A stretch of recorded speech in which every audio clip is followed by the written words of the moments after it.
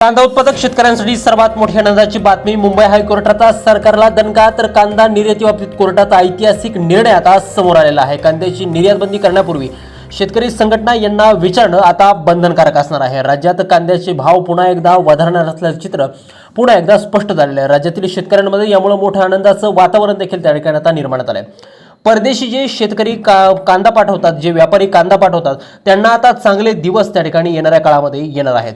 आंतरराष्ट्रीय बाजारामध्ये कांद्याला नेमके काय बाजारभाव त्या ठिकाणी राहतील, याशिवाय निर्यातीची परिस्थिती नेमकी कशी असणार आहे, कोर्टाचा नेमका निर्णय काय आहे आणि शेतकरी आणि व्यापाऱ्यांचा नेमका कसा फायदा यामुळे त्या ठिकाणी होणार आहे, बाजारभाव नेमके हे कसे वाढणार आहेत, याविषयी सविस्तर अपडेट व्हिडिओच्या माध्यमातून जाणून घेणार आहोत. व्हिडिओ अगदी शेवटपर्यंत काळजीपूर्वक पाहा. चॅनलवरती नवीन असाल चॅनल सबस्क्राईब देखील करा. शेतकरी बंधूंनो, आपण जर का पाहिलं तर कांद्याचे बाजारभाव हे मागणी असेल, पुरवठा, याशिवाय कांद्याची निर्यात, कांद्याची आवक आणि कांद्याचं लागवड क्षेत्र या गोष्टीवरती त्या ठिकाणी अवलंबून असतात. सध्याचे राज्यातील महत्त्वाच्या बाजार समित्यांमध्ये जर कांद्याचे बाजारभाव जर आपण पाहिले तर राज्यातील लासलगाव असेल, पिंपळगाव, बसवंत बाजार समिती असेल, सोलापूर असेल, कोल्हापूर असेल, याशिवाय संगमनेर कांदा मार्केट असेल, आळेफाटा असेल, ओतूर असेल, अशा महत्त्वाच्या बाजार समित्यांमध्ये कांद्याला त्या ठिकाणी 30 ते 32 रुपयापर्यंत त्या ठिकाणी बाजारभाव मिळताना एकंदरीत त्या ठिकाणी दिसत आहे. दुसरीकडे सरकारनं कांद्याच्या बाबतीत गेल्या 2 ते 3 वर्षापूर्वी एक मोठा निर्णय त्या ठिकाणी घेतला होता. आता 19 ऑगस्ट 2023 रोजी कांद्याचे बाजारभाव हे 4000कडे वाटचाल करत असताना सरकारनं अचानक त्या ठिकाणी 40% निर्यात शुल्क लादलं आणि बाजारभाव हे एका झटक्यात त्या ठिकाणी खाली कोसळले. ही गोष्ट तर जाऊ देत, पण 28 ऑक्टोबर 2023 रोजी प्रति मेट्रिक टन $800 किमान निर्यात मूल्याची जी काय अट आहे ती त्या ठिकाणी टाकली आणि 8 डिसेंबर 2023 रोजी थेट संपूर्ण कांदा निर्यात बंदी त्या ठिकाणी लागू केली. आणि या एका निर्णयामुळे नाशिक, अहमदनगर आणि संपूर्ण महाराष्ट्रातील शेतकऱ्यांच्या हजारो कोटी रुपयांचं त्या ठिकाणी नुकसान झालं.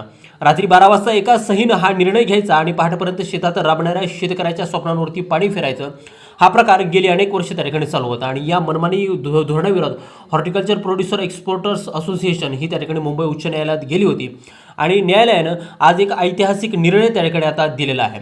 भविष्यात कांद्यासह इतर बागायती पिकांच्या निर्यात धोरणात म्हणजे एक्सपोर्ट पॉलिसीमध्ये कोणताही अचानक बदल करण्यापूर्वी किंवा निर्यात बंदी लादण्यापूर्वी निर्यातदार संघटनेचं म्हणणं ऐकून घेणं हे त्या ठिकाणी आता अनिवार्य असणार आहे. याचा सोप्या शब्दामध्ये अर्थ जर सांगायचा जर झाला तर सरकारला आता रात्रीतून अचानक निर्यात बंदीचा निर्णय त्या ठिकाणी घेता येणार नाही. परदेशातील व्यापारी आणि भारतीय कांद्याची पत टिकून ठेवण्यासाठी हा निर्णय हा त्या ठिकाणी अत्यंत महत्त्वाचा त्या ठिकाणी येत्या काळामध्ये ठरणार आहे. नेमका शेतकऱ्यांना आणि व्यापाऱ्यांना यामुळे नेमका काय फायदा त्या ठिकाणी होणार आहे, तर पहिला फायदा बाजारभावात त्या ठिकाणी स्थिरता येणार आहे. अचानक निर्यात बंदीची टांगती जी काय तलवार आहे ती आता हटल्यामुळे बाजारातील पॅनिक सेलिंग आता पुन्हा एकदा थांबेल आणि बाजार हे आता स्थिर राहतील. व्यापाऱ्यांना दिलासा असा आहे की आंतरराष्ट्रीय व्यापाऱ्यांना भारतीय कांद्यावरती विश्वास त्या ठिकाणी निर्माण होईल, ज्यामुळं निर्यातीचा मार्ग हा सुकर होईल आणि परदेशामध्ये त्या ठिकाणी भारतीय कांद्याला एक मोठी बाजारपेठ देखील यामुळे त्या ठिकाणी निर्माण होऊ शकते, असं एकंदरीत चित्र त्या ठिकाणी दिसतंय. अफवांमुळे जे बाजारभाव पडले होते त्याला आता आळा बसेल आणि कांद्याचे दर हे टप्प्याटप्प्यानं त्या ठिकाणी सुधारतील, अशी परिस्थिती एकंदरीत त्या ठिकाणी निर्माण झाली आहे. शिवाय आता सध्या त्या ठिकाणी खरीपाचा कांदा याचं क्षेत्र त्या ठिकाणी मोठ्या प्रमाणामध्ये वाढतानाचं चित्र त्या ठिकाणी दिसते, कारण पाऊस थोडा कमी झाला आहे. पेरणीयोग्य वातावरण त्या ठिकाणी आता पुन्हा निर्माण झालेलं आहे आणि यामुळेच कांद्याची लागवड ही पुन्हा एकदा जोमाने सुरू झाली आहे.